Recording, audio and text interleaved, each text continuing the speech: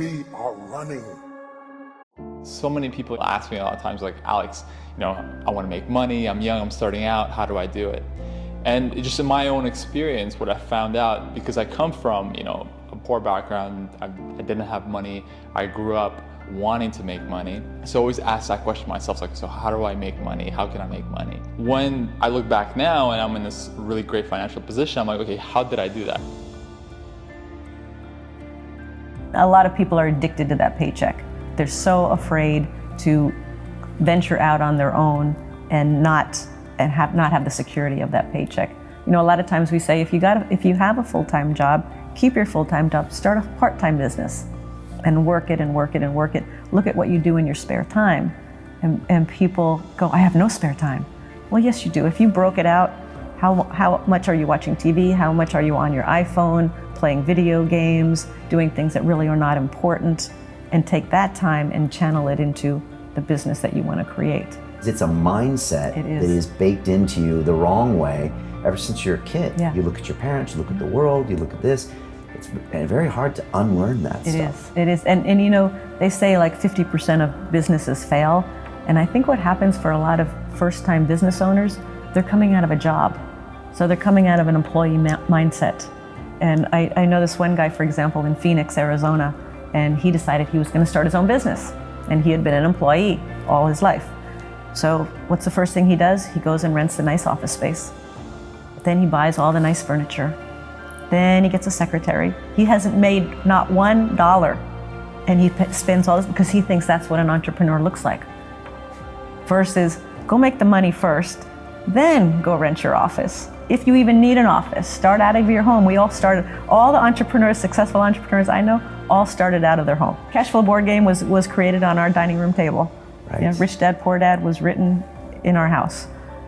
So I think that employee mindset, and if you are an employee, if you can get that entrepreneurial mindset even as an employee, oh my gosh, you're gonna be so much more valuable to the owner of your company because you're gonna think the way they think. You're under a spell of money won't make you happy. No, dude, you're not happy now. Money buys groceries, okay? Money takes care of medical bills. I mean, this idea, this is the number one thing I hear from people. Well, I don't need to be rich. Dude, you don't even know what you're talking about. You do need to be rich. Poor people are selfish. People that just get by are selfish. You're selfish because you're always talking about yourself. Listen to what the guy says. I said, man, you need to get rich, man. No, I don't need to get rich. Dude, you're talking, but what about your church? What about the community? Okay? What about all the little kids you could help? Rich people can literally change the world. Poor people cannot do that. Okay? Because they're too consumed with their own 24 inches around them. I need to eat. Most of you have not attained material wealth because you've stayed in your comfort zone. Every family has an aunt, an uncle, a grandfather that went out and lost a family fortune, right? Uncle Harry, crazy Harry, he lost 20,000, 50,000, a million, whatever the number is. Well, that resonates in you, in your brain. And then you hear another one. Your roommate in college, he's got an Uncle Harry. So pretty soon, the only input that you have is people losing their family fortune. That affects you. You then live within your comfort zone. You don't take risks. I took a job that I hated. Hated it, dude. I hated it for 2 years until I quit fighting it. And I said, I'm gonna get good at this job, and then I'm gonna leave it. I'm gonna leave a job I hate. One of the best things I've ever done in my whole life was learn to get great at something you hate. If you can't do the things you hate, dude, I do things every single day I don't want to do. I'd like to sleep in for another hour today. There's a lot of things I don't like making sales calls. I don't like calling. I'm pitching CNBC on this thing right now. I don't like pitching people. I don't like the audition process. You hang out with monkeys, your life becomes a circus. For the most part, you are hanging, chilling with monkeys. If you go to a sports bar and you sit around drinking, belching, farting with your mates, that's where you're going to be 20 years from now. Show me your friends and I'll show you your future. Going through my journey in life and being here right now and being able to recall backwards, I can for sure see one of the most, and this is the reason we have the life that we have now, one of the most important things that you can do for yourself is to create a vision for yourself. To who are you gonna be in 5 years? What does your life look like? Who's your partner? Who are your friends? Where do you live? actually taking the time to think about the future in that way, it can really change your life. Because most people are just, they end up just being their circumstances. Oh, I'm here in the ghetto, or I'm here in Russia, or I'm here in this third world country, I'll never get out.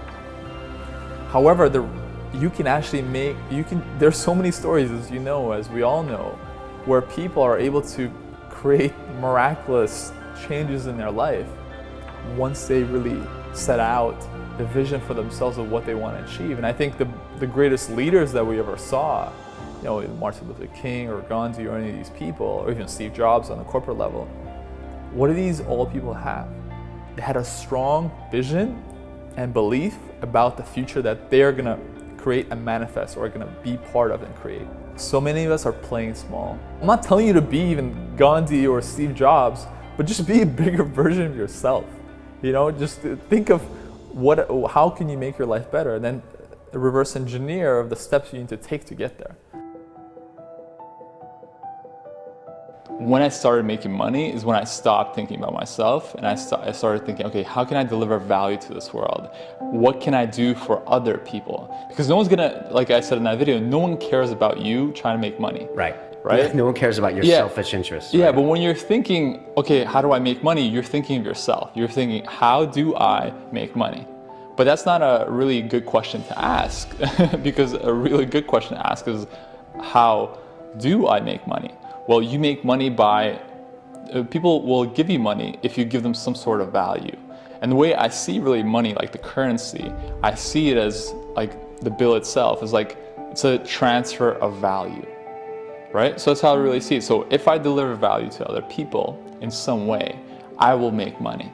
And if you look at anybody who's doing well, you will see them really trying to deliver value as much as possible to their customers. Before we had money, after I got fired from the bank and we're just kind of unemployed, you have no money, but you're like, I want to be an entrepreneur. How can I get there? I want to have money. I want to have this lifestyle. I want to live the 4-hour work week. Tony Robbins was kind of one of the first people that was really inspirational in terms of, you know, you really can change and live a different life by itself, you know, and it's really by your mindset. And he talks about this thing about like the power hour in the morning or something like that, where your first hour in the morning should really be inspiring. And one of those things you should do is you should go out and get active and go for a gratefulness walk. So a gratefulness walk, you can do it alone. We used to go out in the mornings and go out and just say things we're grateful for, but also add in things that we didn't have that we're grateful for as well. So we would say, we're really grateful that we have this really successful business, that we travel the world, that we're financially successful, all that stuff, even the car we have. Those kind of activities really give us the mindset to still go after the things. I really call them kind of mind anchors. You're just telling your mind to what to focus on, and that's it. And then you then still have to take the action. It's not like The Secret and things are gonna appear.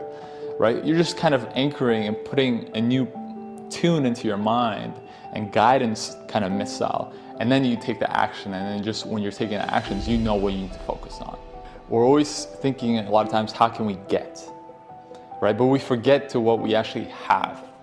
And a lot of times we have a lot.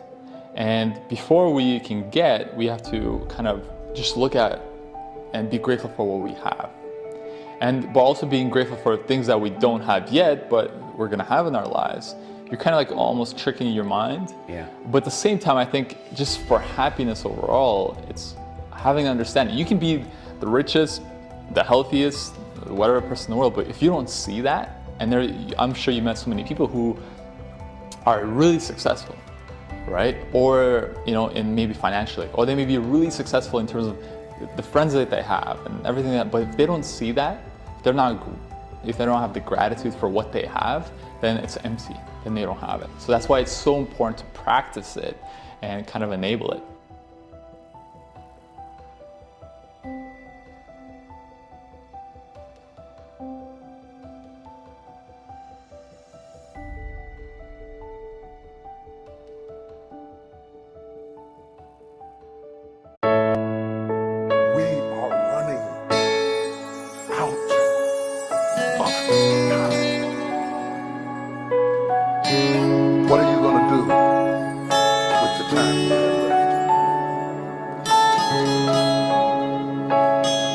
I think